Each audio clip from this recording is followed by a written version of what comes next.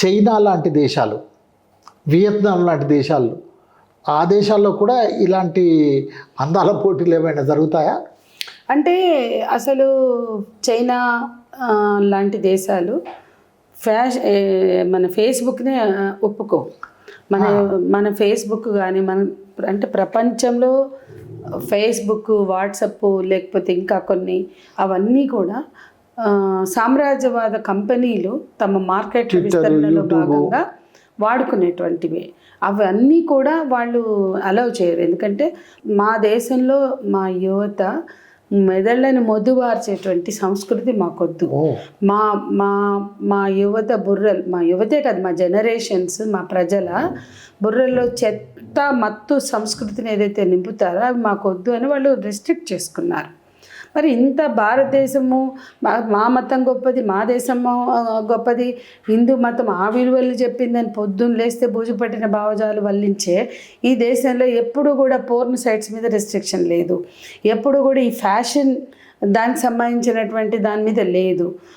అదే చైనాలో అక్కడ కూడా ఫ్యాషన్గా ఉంటారు. వాళ్ళ మార్కెట్ అవసరాలు, వాళ్ళ ప్రపంచమంతా కూడా కబ్జా చేయడానికి, తమ మార్కెట్ని పెంచుకోవడానికి చూస్తున్నారు.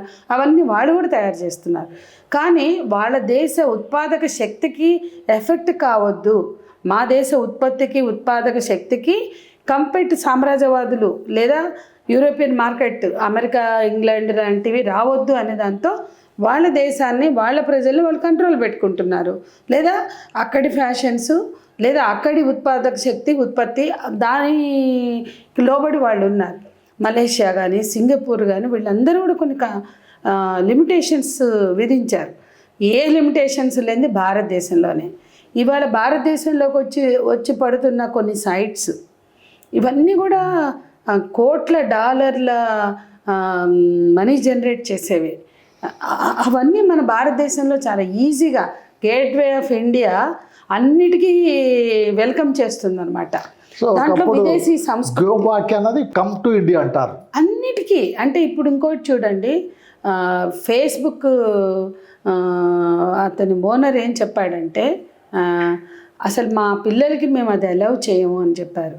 అంటే మీరు చూడండి, ప్రపంచంలో చాలామంది ఈ సంస్కృతికి వ్యతిరేకంగా నిలబడడానికి ఒక కృషి జరుగుతుంది. కానీ భారతదేశంలో ఆ కృషి ఎందుకు జరగట్లా? మత మౌఢ్యాన్ని పెంచి పోషిస్తున్న కాలంలో ఇప్పుడు కోక్, పెప్సీ లాంటివి కూడా బ్యాన్ చేశాయి యూనివర్సిటీల్లో సైతం, అమెరికాలో.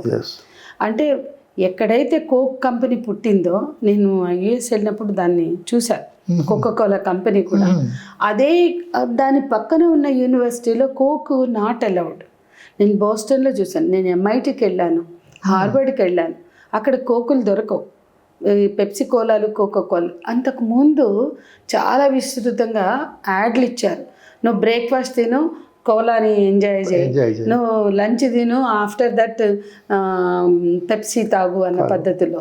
అవి తాగి జనరేషన్స్ హెల్త్ ప్రాబ్లమ్స్ వస్తే, పిల్లలకి ఒబేసిటీలు వచ్చి, చెత్త ఈ కల్చర్ వలన, ఈ కూల్ డ్రింక్స్ వలన వాళ్ళు నష్టపోతున్నారని అమెరికన్ సెనెట్ రీసెర్చ్ చేయిస్తే, మన పిల్లలు మంచినీళ్ళు తాగడం మర్చిపోయారు, మంచినీళ్ళు తాగే అలవాటు బదులు కూల్ డ్రింక్స్ తాగే అలవాటు వచ్చి నాశనం అయిపోయినాయి అంటే వాళ్ళు బ్యాన్ విధించుకున్నారు.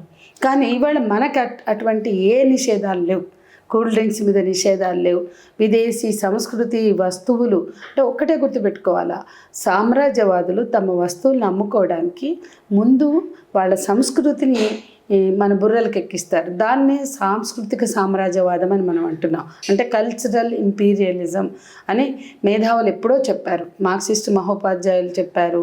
ఆ తర్వాత దాన్ని కొనసాగిస్తున్న వాళ్ళందరూ కూడా సాంస్కృతిక సామ్రాజ్యవాదం ఎట్లా మన బుర్రల్ని కబ్జా చేస్తుంది అంటే, వాళ్ళ వస్తువులను అమ్ముకోవడానికి, వాళ్ళ బట్టలు, చెప్పులు, వస్తువులు, అట్లాగే అన్నీ దిగుమతులు చేసుకోవాలంటే ముందు మనమే మార్చుకోవాలి, మౌల్డ్ చేసుకోవాలి.